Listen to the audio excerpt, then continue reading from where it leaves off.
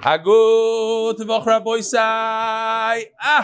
LeAliyat Nishmat Chaim Elefant. Shalom Aleichem, all the way from Dubai. Come, we have a seat for you right over here. Come here. Hi Raveli. I don't want to sound repetitive to the masses, but since learning with you, I've not only started the daf, but found time to do Mishnah Yomi as well as the Psachim Chazara. It's giving me a feeling of being back in yeshiva, even though I'm at work the whole day. The Mishnah Yomi program recently began Psachim as well, and it feels good to understand the concepts of Tumah as they come in, thanks to the new animated videos such as the Tful Yoim and Avat Tumah. Would it be possible to have a folder of these short videos, so if we're somewhere else in Shas or Mishnah, there's a concept as the video, they're going to pull it up and refresh. We thank you again. Mitchell Tressman, the physical therapist. Thanks to your schusim who deals with femur, tibia, and fibula every day. Talmud from Nedorim, Beis. Shkayach Michelle. Chvoy Rebelli. I was walking up Friday morning, and we had a new grandson. This is Aryeh checking out. And I could not fall back asleep. So what does a person do when he can't fall back asleep? Thanks to you in the daf, Davi Psochim kept me busy until Shacharis. No excuses for wasting time anymore when you have this learning right in your palms of the hand. Make sure you have a very good excuse after 120. For those who don't take advantage of this, Leib Hatzlacha. Gershon Rose. In simple terms, statuses are your personal shul notice board. It helps you spread the word to people who follow you. We laugh that WhatsApp statuses are the TikTok, Instagram, Facebook for frum people. We're the only ones who really use it to the max.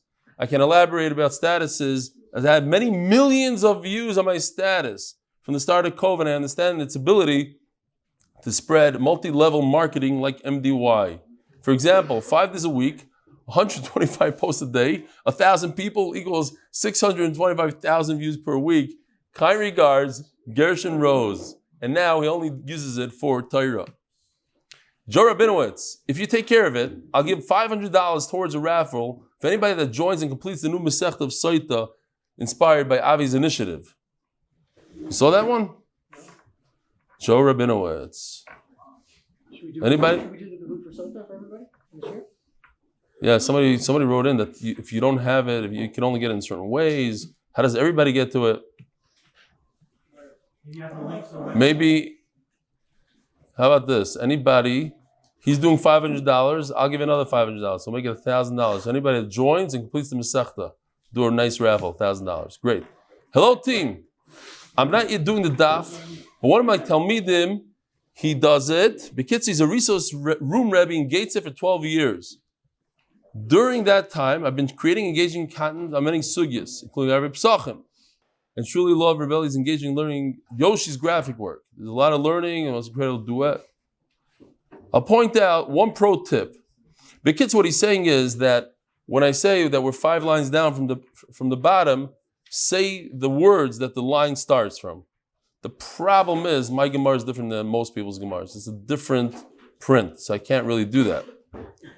Bekitzer, very good stuff, very long. Can you make graphics available as a separate download after this year? Another person is asking. Al Gluck, Gateshead. Is there the animated ones? Those go out as animations. I wanted to go out. Okay, cool. I didn't know that. Our boys said, believe it or not, we're holding by the sponsors already. The Koilel is sponsored by Anon Ymous from Lakewood. The second sponsor of the Koilel, Reuven Klein, in honor of my daughter Aliza becoming a Kala to Tzvi Chaim from Toronto. Mazel Tov. The Masech is sponsored by Maaser. The Masech is sponsored by LeAliyat Nishmat Chaim Elefant Yosef by Anon Ymous. Sponsor of the month. Shkoyach. Remind me your name again. Zevi Fligman from Dubai. He spends half his time in the Chvais. What do you do for a living? Why are you in Dubai? Remind me. I'm representing companies who want to work in the GCC area. In the GCC area? I'm supposed to know what that is. That area. You represent companies. So that's why you always hang out there? You're there a lot. But you do the daf there. You Mekadesh Dubai and all sorts of Mekadesh with the daf. L'mashal, the Emirates, the Qatar, Gewaldig. What do they say? You ever get remarks about the payas? And They know how I'm learning here, but there I'm going you go behind the ear. You become Litvish. Wow, you become Litvish. What would happen? Nothing would happen if you. Probably nothing. No, Mets. The Paris of the month, Anon Ymous. For continued Bracha, Mazel, and clarity, Rabbi Fliegman. The Paris of the month, Landy Family, LeAliyat Nishmat Chaim ben Yeshעי. Paris of the month, LeAliyat Nishmat Chaim Elefant. Hatzlacha ben Ya'akov Shmuel Zechariah Bracha by his Westside friends. LeAliyat Nishmat Zechrya ben Mashe. And by Yosef. Happy 14th anniversary to my wife, and not to himself. Thank you for putting up with me and my crazy MDY schedule, Yosef. And the art is sponsored, Mazel Tov Yosef. The art is sponsored for complete refuah for Chaim Tzvi ben Leah. Listen to this very interesting shayla. And when I wrote it, I didn't know what I was writing. Niva v'lo Mashe Niva. Then I realized that afterwards, it's very nice how I wrote it. Is there a difference between going to Rashbi's caver and Rachel Imenu's caver? Any difference that you could think of? Going to Rashbi and going, now, a lot of Hasidim say there's zero difference.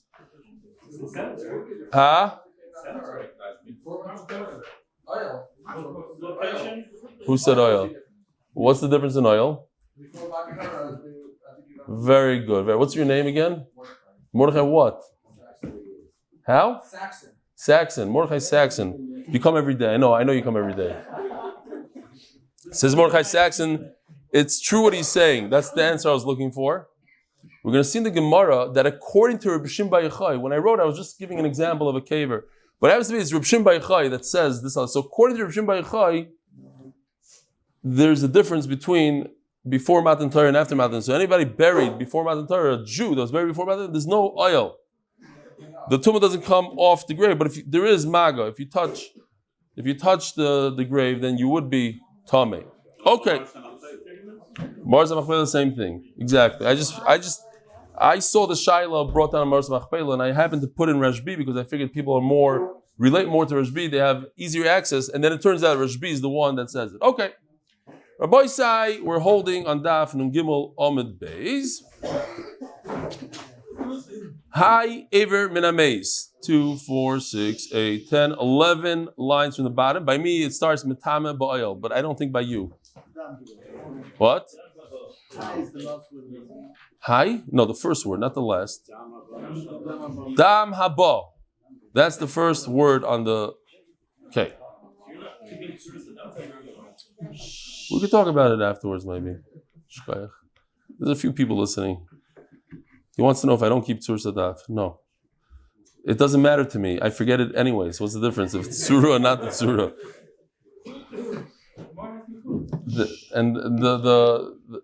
On YouTube also doesn't have Tzur Sadaf. So whatever, I'm consistent. We had a machlokes. If you have a very, very small limb, a tiny finger that doesn't have a bone in it, doesn't have flesh, is it mitam or not? So we have machlokes Rabbi Yochanan and Rish Lakish. Says the Gemara, "Hi Eber men ameis hechidami." What's the case exactly? If it has a bone, even the size of a piece of barley, the tiniest of the tiny, when I was trying to hold it together, like just mush right into my skin. That's how small it is.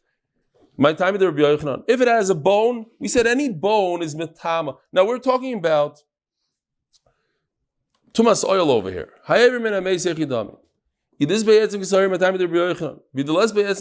So we're time out.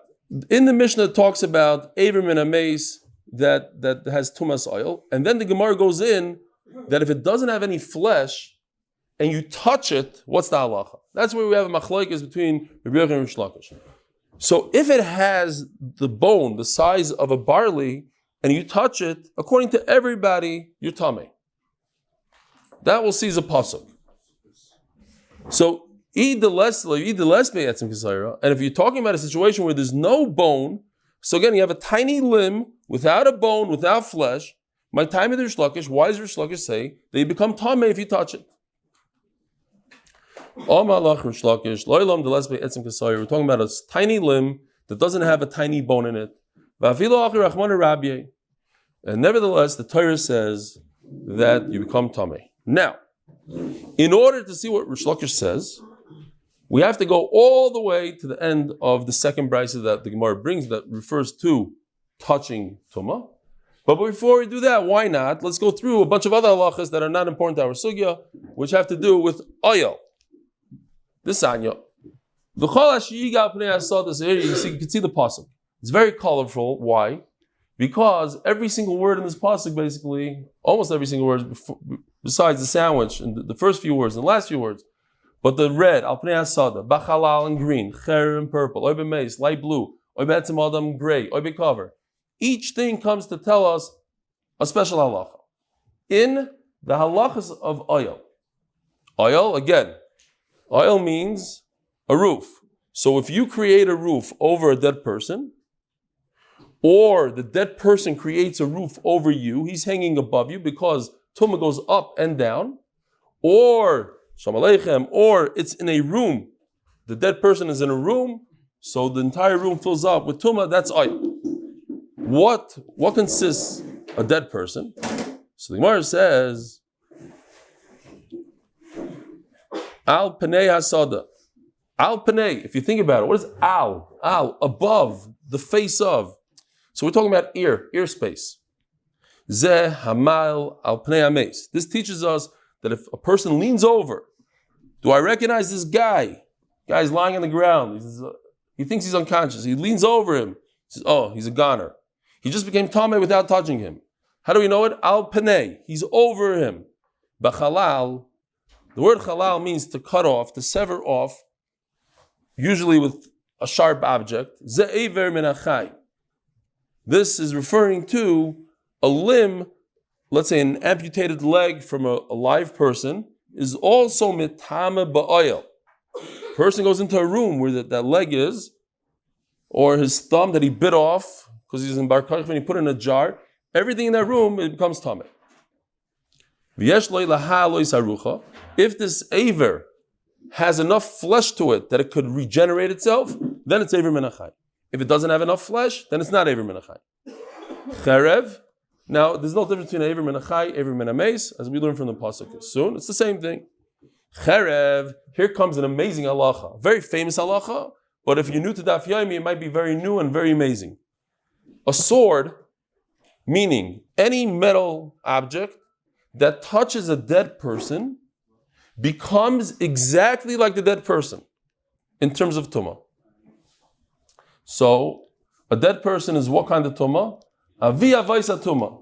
So you take a sword, you take a metal cup, according to a lot of Rishonim, even a non-metal object, you touch, it's just the utensil, you touch the dead person, that sword, that piece of metal becomes avia vaisa tumah.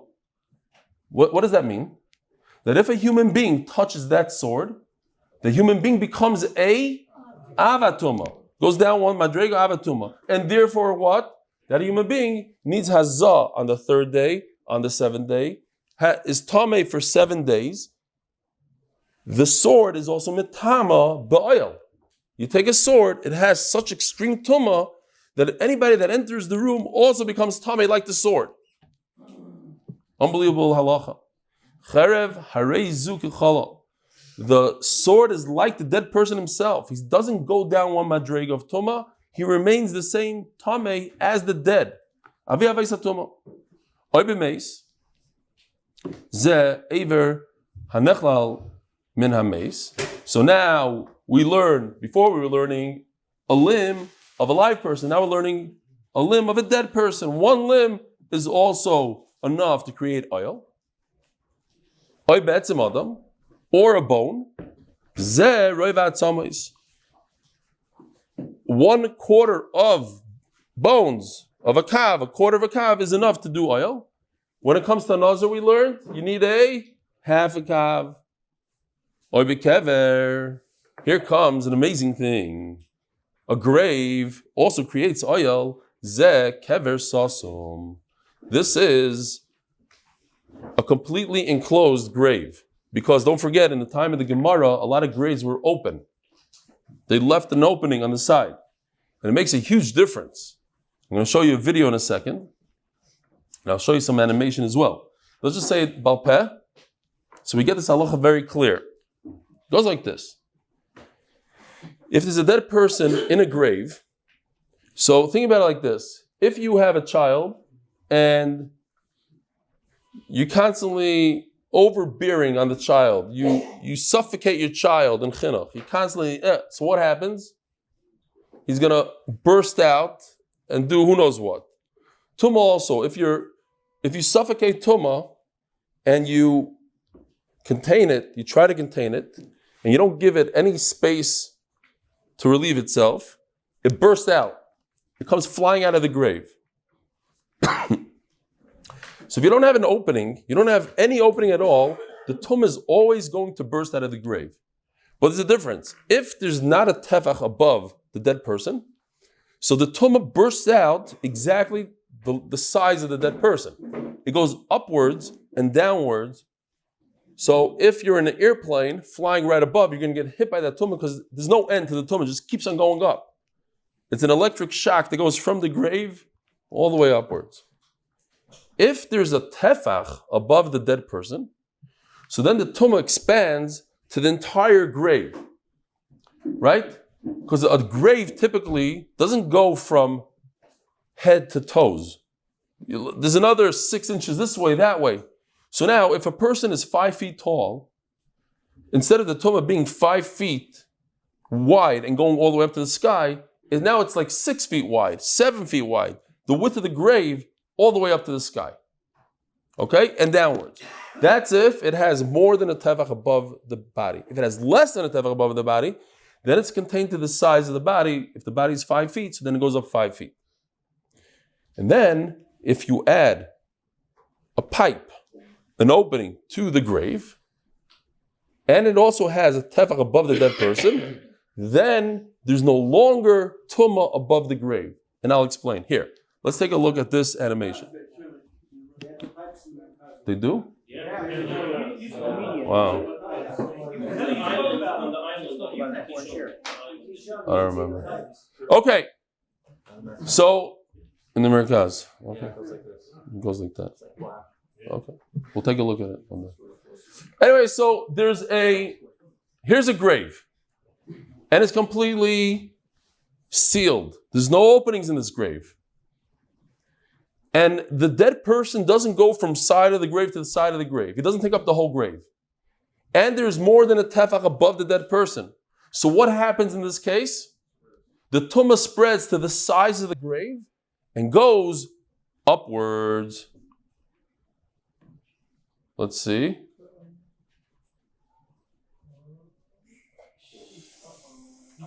So if you're standing above that, you're in big tsaros. In anywhere on that grave, even not above the dead person directly, even 1 foot away from the dead person, as long as it's part of his grave. That's a kever sasel. Now, the same thing applies if you're below the grave. You happen to dig a tunnel below a grave, the tumah goes downwards. It goes b'kei ha'oila, b'kei ha'yared. Now, this is tumah ritzutza. It's basically very contained. There's no tefach anywhere. There's no. So what happens? There's no tefach above the dead person. So now it's contained to the dead person alone, to the size of the dead person. That's it.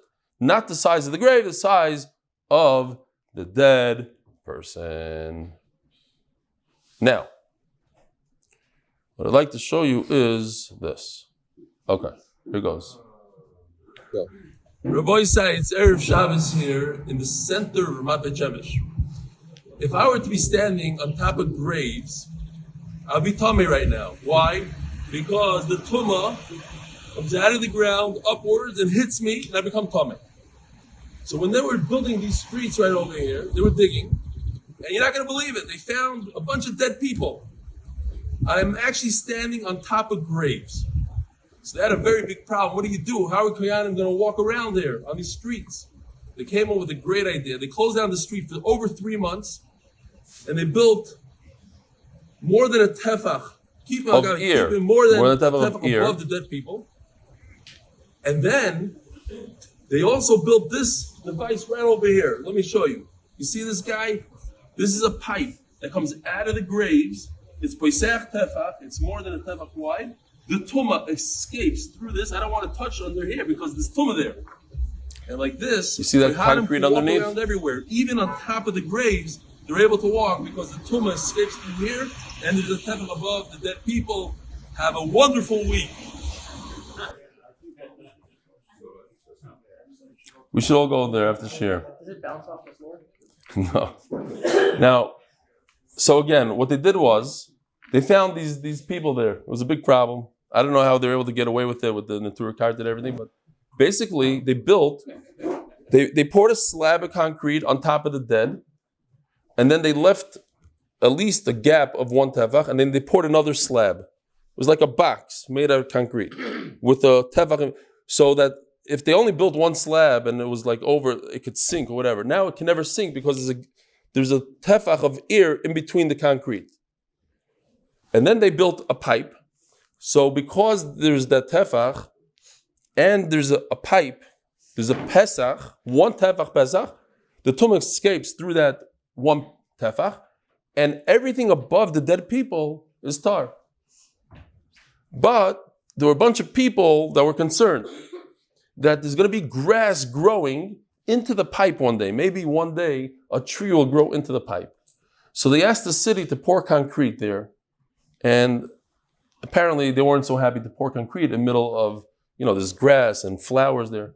So Erev Yom Kippur, an hour before Yom Kippur, they figured no authorities, everybody's busy at home, and they came with concrete and they poured it down there. That's why you see in the video a bunch of concrete that's a little uneven. And now Baruch Hashem, weeds and trees won't grow into the pipe, and Kohanim could just leisure around in downtown Bet Shemesh. Shkoyach. Hi, Donnie. Yitzhak? That's correct. I just noticed on Friday that the on-ramp from Golda Meir onto the big end, when you go to Yerushalayim, there's 4 pipes at the corner, just like that. That could be a miklat. Sometimes it's a miklat, sometimes it's dead people there. Go in there at your own risk. Huh?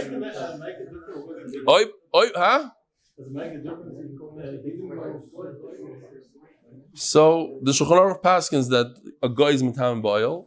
We'll see. It's part of the sugi, but I don't know if if it goes straight up, then the tumah would come out of the top, and a kohen could look into the pipe and get hit with tumah right in his face. So they made a pipe like this. Hopefully, a kohen doesn't stick his head underneath to check out what's going on. No, it doesn't bounce. Tumah just goes down. Finished. Right. If they made one of those giant down the block. What down the block? In Chaniche, where we used to give shir, they have a generator there for those who don't use electric on Shabbos. They have a pipe. They have a pipe that's 100 feet tall. I mean, you go check it out. It's on an angle. It's now crooked a little bit and it has these wires. So if there's a dead person, the tumah, nobody would become tameh. Yeah. Oibe kever is a kever sasum. I did that literally 45 minutes or less than an hour before Shabbos. Oibe kever ze kever sasum. Okay, so we learn from the word kever that if you have a grave, that's why when you go to Beis HaKfaris, if you don't have to, don't lean over the graves and whatever, because there's a lot of tumah. We're all tmei meis anyway, but you know what I mean. Tumah bekas va'oila, top of Nundal Amud Aleph. Tumah bekas va'oila bekas v'yiredes. Tumah goes upwards, tumah goes downwards. V'ilu gabe negia. Okay, so all this had nothing to do with our sugya. That's not what we're looking for, but we learned a lot of nice halachas. Now, this is what we're looking for. We're talking about, again, let's not forget what we're talking about. A tiny little pinky off a child, let's say. It's a small limb without flesh, without a bone. Reb Shlokish says, because it's a pinky, it's matama. Where did he get it from? Right here. Vilu gaben and gia, and we take out these next 3 words, Omer Rav Yehuda. Tanya. So now we have another pasuk. This pasuk is just 2 psukim later.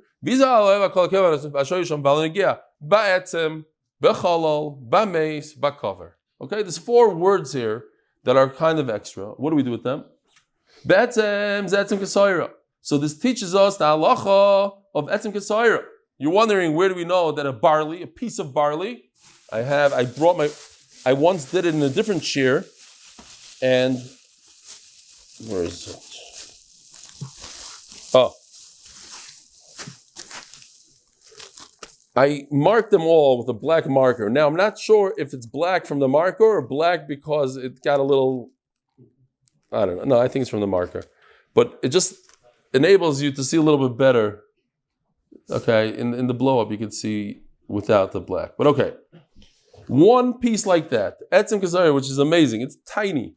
Etzem kesayra. Oy b'chalal, ze'ever hanechlal menachai, ve'ein boi lahalos haruka. If there's a limb that doesn't have enough flesh, that's what we're talking about. You have a limb without any flesh.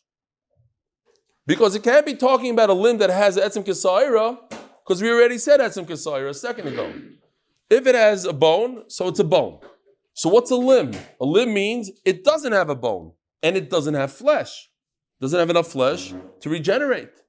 No, if you touch it, not oil, you touch it, tameh. And that's where Rish Lakish got his idea from. Sorry, this one right here. A limb from a dead person. So it doesn't have flesh. It doesn't have a bone, as the Gemara is going to prove. Fine, that's it. That's the proof.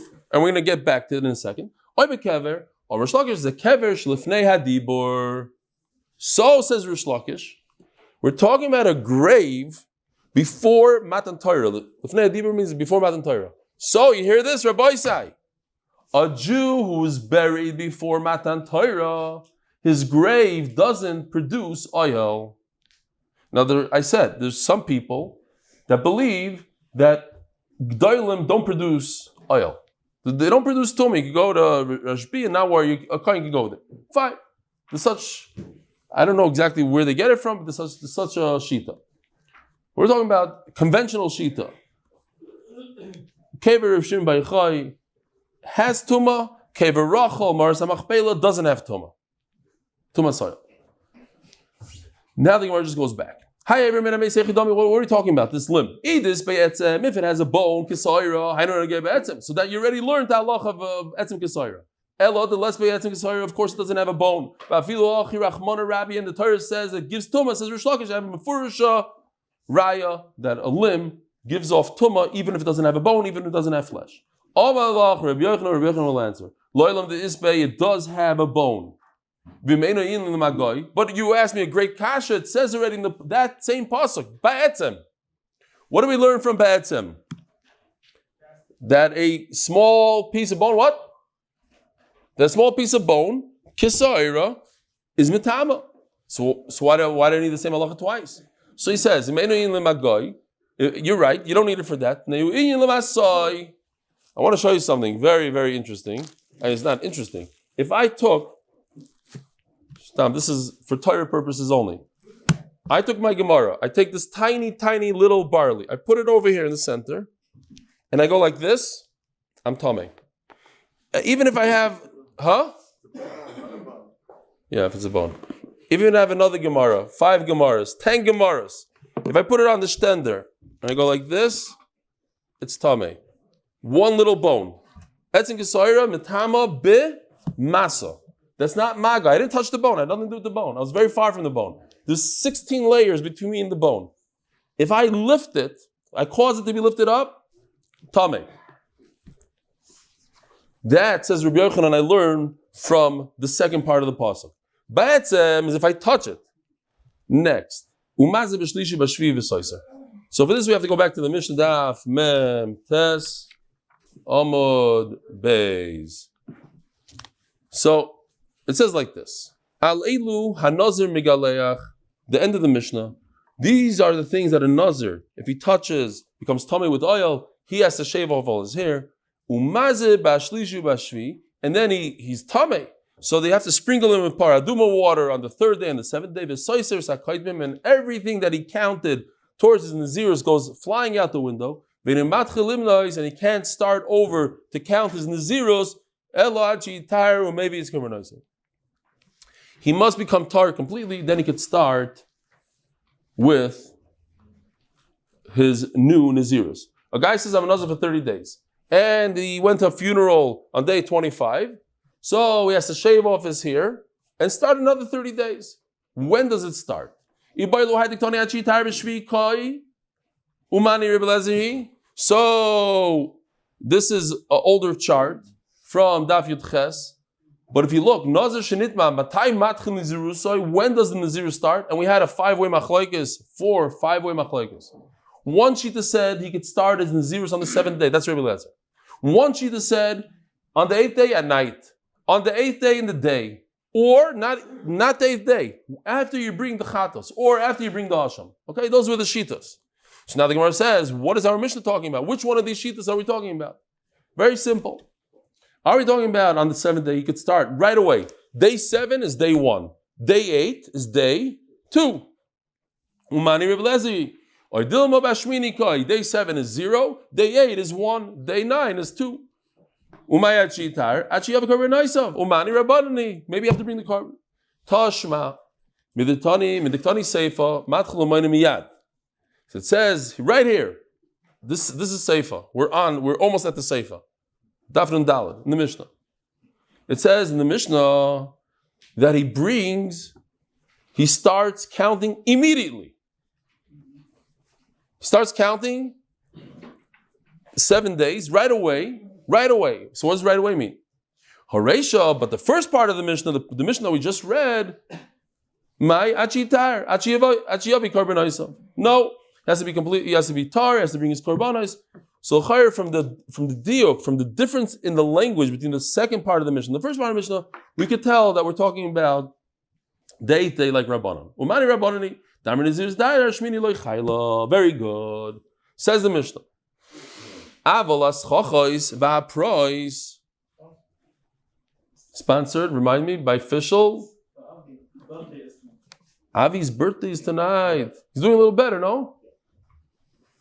Lot. Not to be too excited, but I think there's encouraging news. What? You got to keep on davening. Avram Menashe ben Chana Bracha. So Rabbi Yisai, here's Schachais and Prois. We'll see it in the Gemara, but why not show it right now? You have a tree that's hovering over a Rishus Harabim. Okay, this pathway depicts a Rishus Harabim. The difference between a Rishus Harabim and a Rishus Hayachid, a public domain and a private domain, is when you have a Safek Tumah, what do? In Rishus Harabim, Safek Tumah lahakel, in Rishus Hayachid is lahachmer.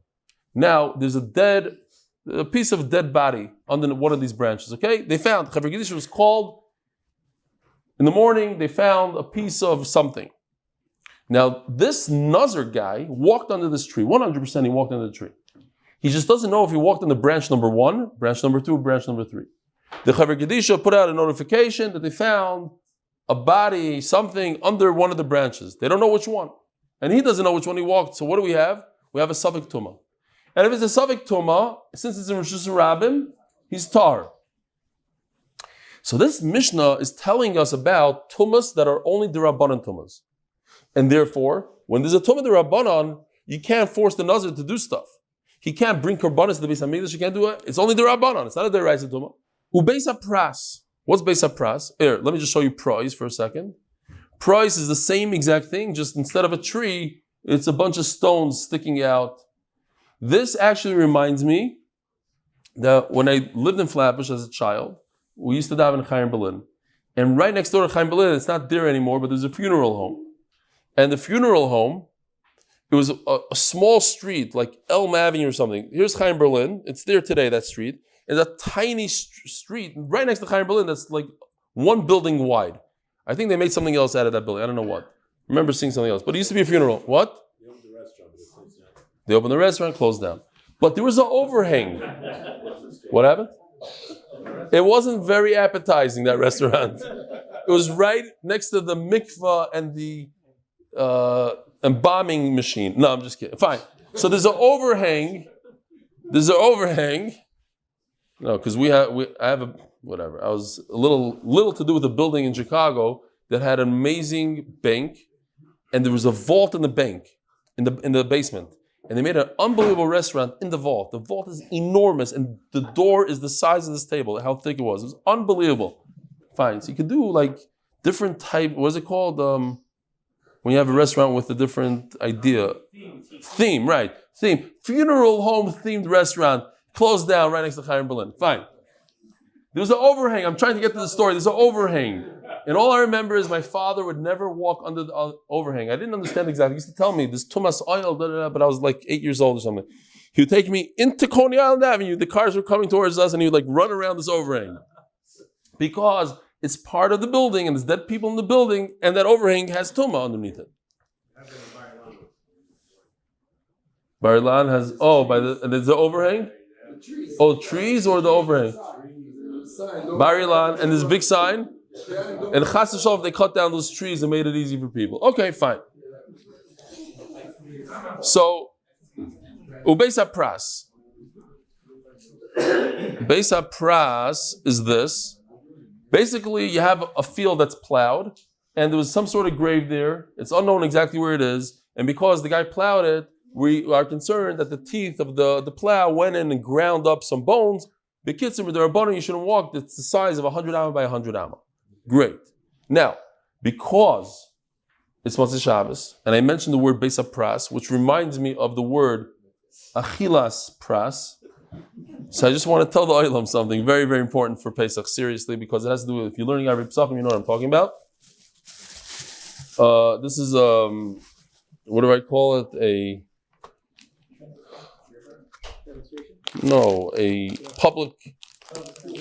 public service announcement, nothing to do with the sugya. This how much matzah do you have to eat on Pesach? And there's a special halacha that I want to tell everybody about. This is 11 grams, and this is the basic shear of a kezayis, 11 grams. It's not that big. This happens to be a thicker matzah maybe, so I recommend that you measure, you put it on a scale.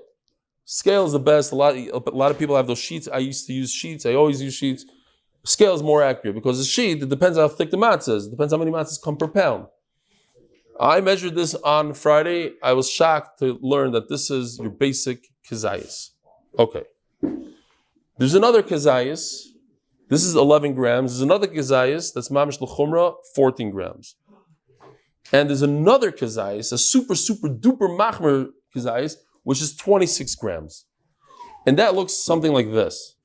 Now, for achilas matzah, me personally, I'm not a Rav, and don't take anything I'm saying here at face value. It might not be 11, it might be 29. I'm just telling you what I know and so I'm not a Rav. Ask your local rabbi. But this is what I would give most of my family, especially the women and those who fetch and all that.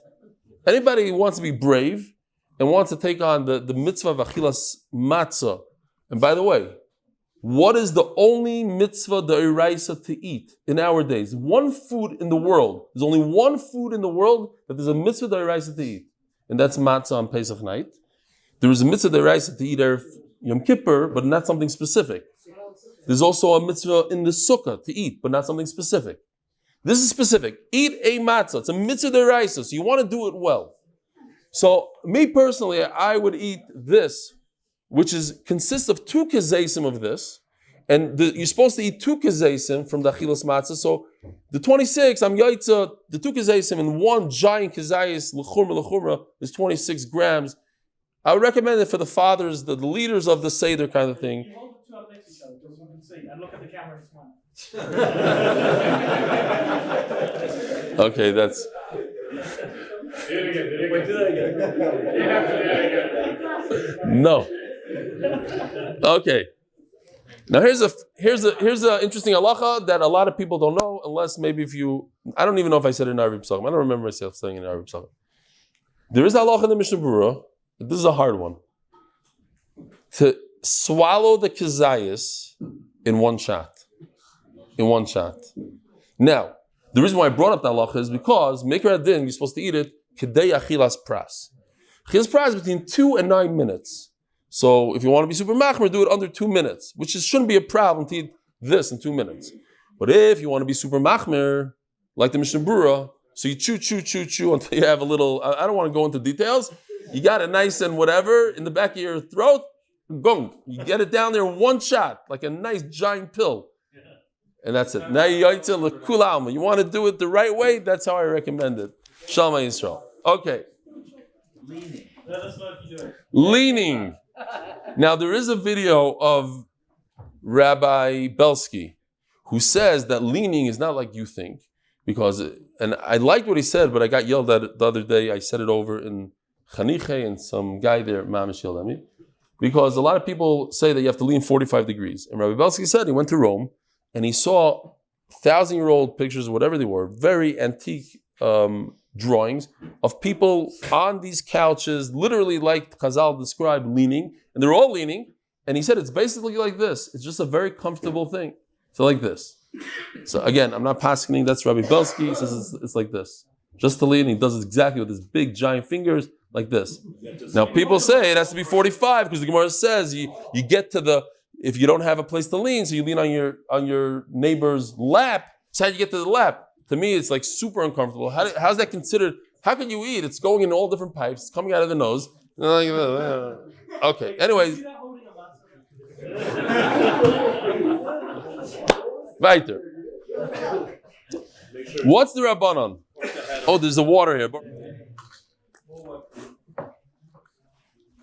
Boys, I turned to Daf Nun Daled Amud Beis for a second.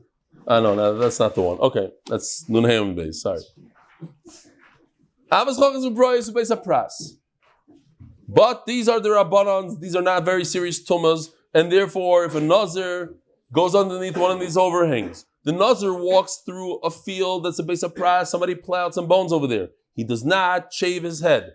If you go to London, you go to America, you go to Chutz La'aretz, there's a special tumah. Why is there a tumah? So Taisus explains they made a tumah so that people don't go to Chutz La'aretz, to discourage people from going to Chutz La'aretz.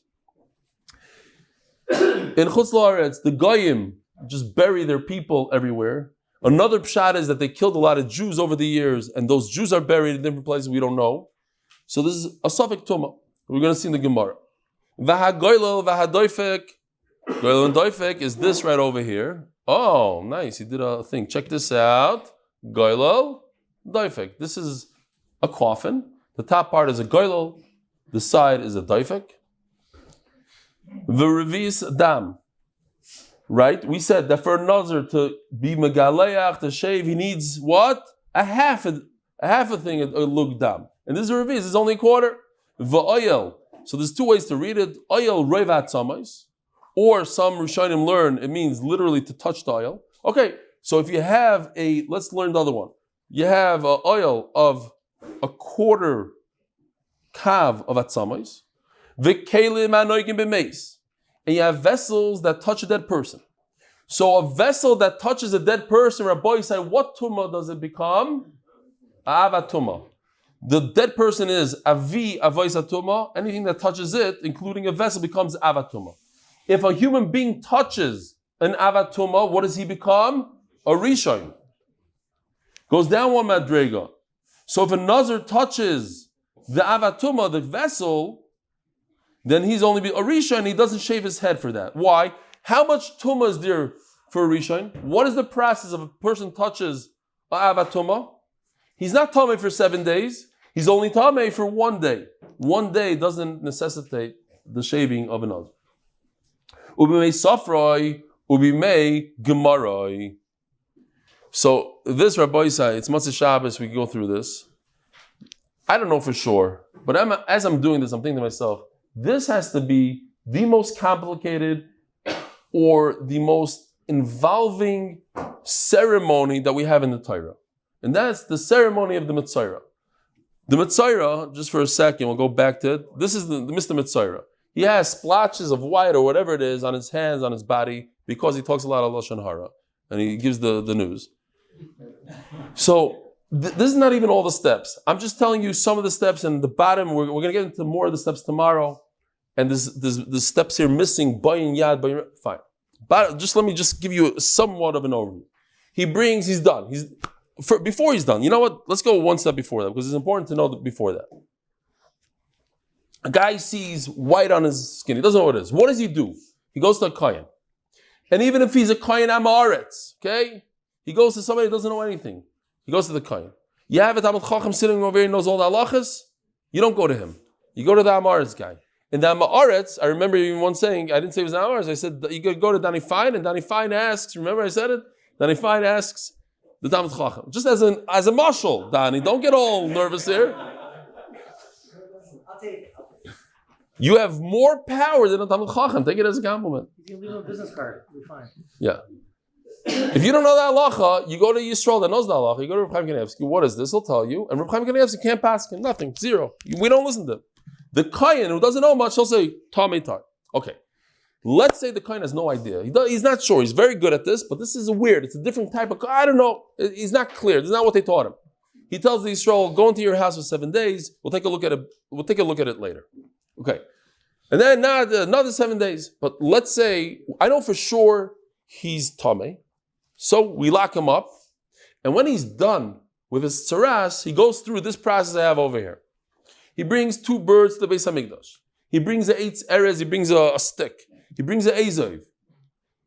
You shecht only 1 out of the 2 birds. You take some of the blood and you put it into water from a mayon. How much water? Does anybody remember? A revius. The problem is that we just learned it. It was in the Gemara. Fine. A revius water for the Mitzayra. And then you take the live bird. I don't know if you ever heard about this. You take the live bird, and what do you do with him? You dunk him into that bloody water, and then you let him go. Okay? Well, first you do azaya.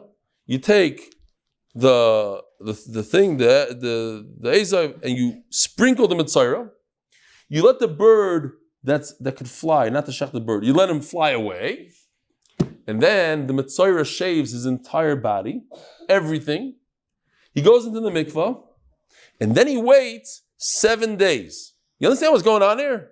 All these steps. I don't know if somebody could recall. I mean, Yom Kippur is more steps, but I'm talking about an individual that goes through a lot of steps to, even a Nazir. He has to go through some steps, but he has to bring korbanos, he shaves, and then that's it. Over here, there's a bird, and there's blood. And there's blood on, they put blood from it on his finger, on his ear, the whole thing. After 7 days, so there's not as many steps. Yeah, okay. We'll get to it. Be'ez Hashem pretty soon. Then, after 7 days, he shaves for a second time. Another tefillah. And then after that, then the following day brings korbanos. Okay, you got it? Great. So says the Mishnah, Ubimei Safroi. The first 7 days where I haven't read over there, yeah? After you send the bird, and he shaves, he eats toivel, and he waits 7 days right over there. Ubimei Gomroi, that they tell him, you have tzaras, you're a goner, you're a gamur, you're finished. In other words, I know for sure you're mitzayra, so stay away from people. If he touches one of these guys, what's the halacha for a Nazir? Nothing, because we learned the Nazir has to become tamei from a dead person, not from a mitzayra. He doesn't shave his head for all the things in the Mishnah. We're going to see what this goes on. He's a Nazir for 10 years, and then he touches a mitzayra. He touches a quarter lug of blood. All these things that we spoke about. It doesn't ruin, it doesn't take away all the years that he was a Nazir. He could, let's say he was supposed to be a Nazir for 11 years. The 10 years that he did before are good. And immediately here, this is what we saw. The Gemara brought this before, this lashon that he starts immediately, meaning that the first part of the Mishnah wasn't immediately, it was the next day. The carbon ain't lie, and there's no carbon. We just turned to Anon Ymous, sponsored Hatzlacha Aryeh Leib ben Aliza Simcha Sheine Mashe, and Aliza Simcha Sheine Mashe bad Bracha. L'Hatzlacha v'Magid Shir, the members of the HBA Group and their families. Amen. Be'emes Amru. Either there's halacha l'mishum Sinai or a very strong halacha. Yemei hazava hazava. If a Nazir, okay? Remember, we're talking about Mesachlis Nazir. A guy is growing his hair long, he can't drink wine. And all of a sudden, he becomes a zav. He has something that comes out from a disease. He's a zav. V'hazava. So there are some that want to prove from this Mishnah that a zava that a woman could become a Nazira. Why? Because it says in the Mishnah, Hazava.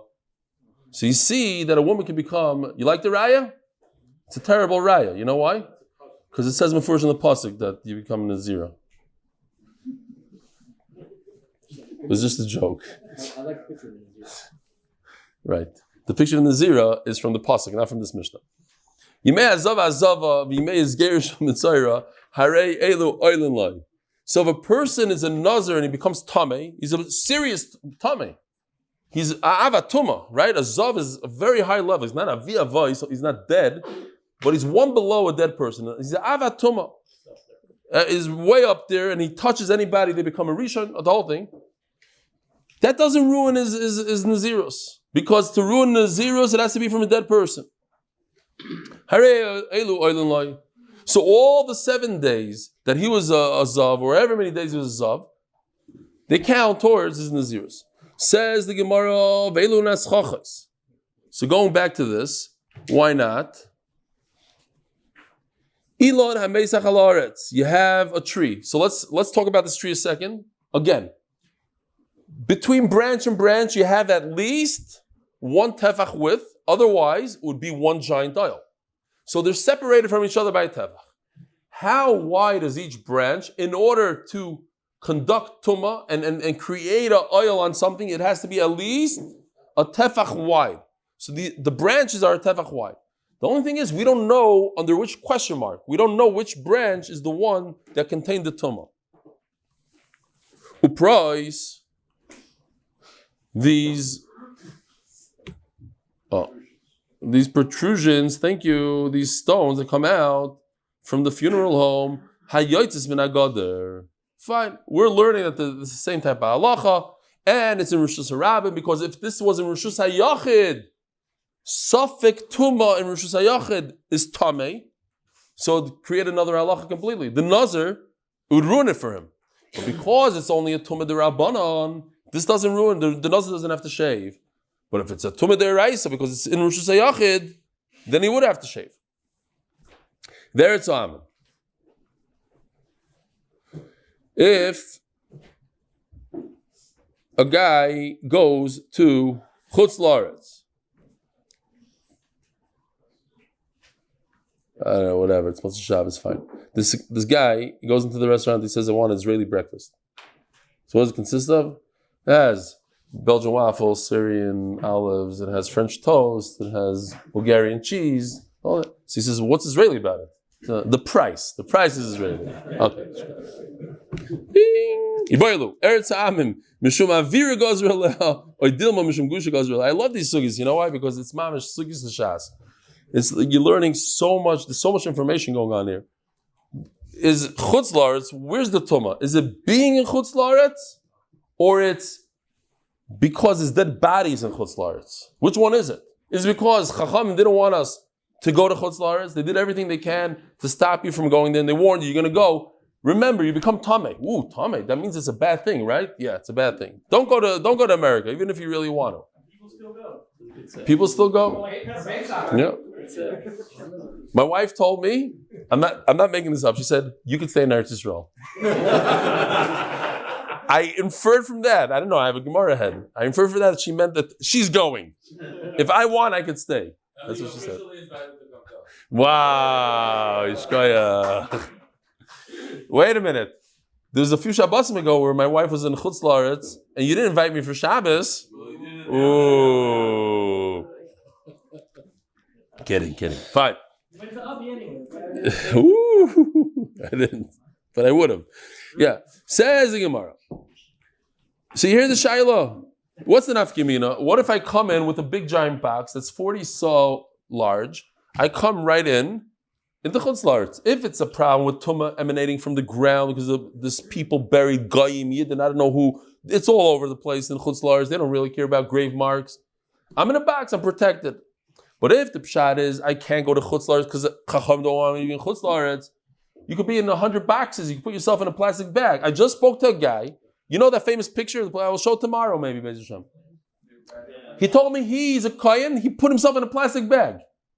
And on the flip side, my Chavrusa Rebbe's father-in-law, also a kohen, he gets paid by the OU to fly to China, whatever, and they pay for his tickets. But because he's a kohen, he used to be makbid to drive. I thought this was Givaldic. Drove all the way to Jordan, and from Jordan he took the flight because the flights from Israel used to go over the Chulon cemetery. So that's godless, because I just saw in the groups now. Has anybody ever flown from Jordan?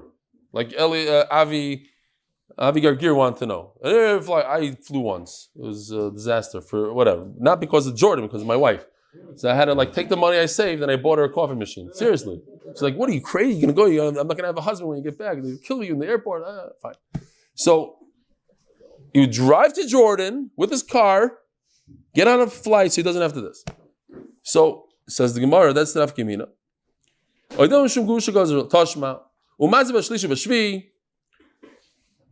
It says in our Mishnah that you sprinkle him on the 3rd and the 7th day. What does that apply to? Who gets a sprinkling from paraduma water? Mechatas. Only somebody that's tamei meis. Why does the bag help? It's called a psil. It helps. It actually does help. If you take any vessel, you put tumah in a vessel and you close it, you lock up the tumah. It's in there. You close it in there. So I'm saying yourself. You close yourself in a psil. Not the tumah can't reach you because you're in a like a klicheres, a closed klicheres. He took a bag. I'm not kidding you. He told me how he did it. I don't want to say who it is. Some of you know him. He lives here. What? The plane is not good enough because it's oil zaruk. This is something we're learning tomorrow. The plane is an oil that's moving. An oil that moves doesn't have any. Rabbi Shomer is giving a whole thing about it. What? But no, there's two separate things. He is in the bag. He's part of the bag. Okay, fine. Anyway. Azai is. Huh?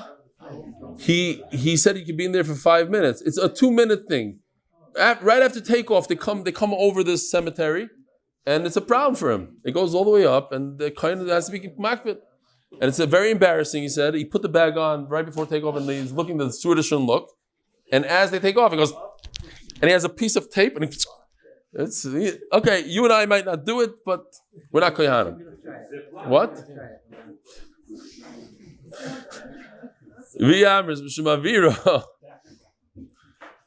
I'm just thinking, what if he forgets the bag? So I was on the flight that a guy died on the flight, and they have body bags on all these flights. Say, hey, could I borrow a body bag for a minute?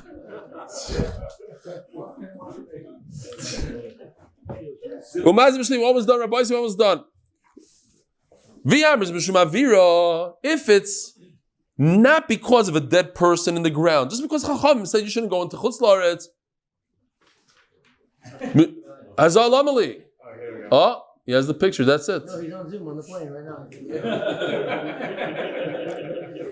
Send that to me so I can put it in. I want to show it tomorrow. It's not a joke. Whatever. It was a Chil Hashem a little bit. I don't know if it's a Chil Hashem. Guy, people made fun of him. The whole thing was on social media.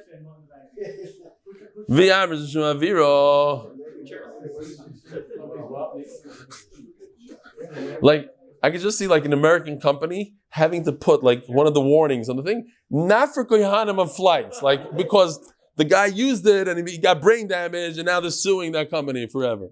Okay. There's no sprinkling paraduma water just because Chacham made it takana not to go into Chutz La'aretz. Says Gemara, so you see that the problem is that there's dead people in the ground. That's the problem. The problem is the air. And we're not talking about the sprinkling is not. It's for the rest of the things in the Mishnah, like the lug, the revisa lug, all the other stuff. That's what the zazah for. In Echanami, Eretz Ha'amim, again, there's two parts of the Mishnah. Going to Chutz La'aretz, you don't get sprinkled, but touching a little bit of blood, that you have to get sprinkled for. And I'll prove it to you. One of the things in the Mishnah we said is a vessel that touches that person. Hani kelim b'nei hazan. Okay, different gersayis here. How you do? La b'nei hazan. El shma min ha'ashara. A kli that touches that person becomes what? Avatuma. Avatuma. There's no sprinkling if you touch it. Westside, have a wonderful week, a wonderful day. We'll see you tomorrow. Be'ezer Hashem.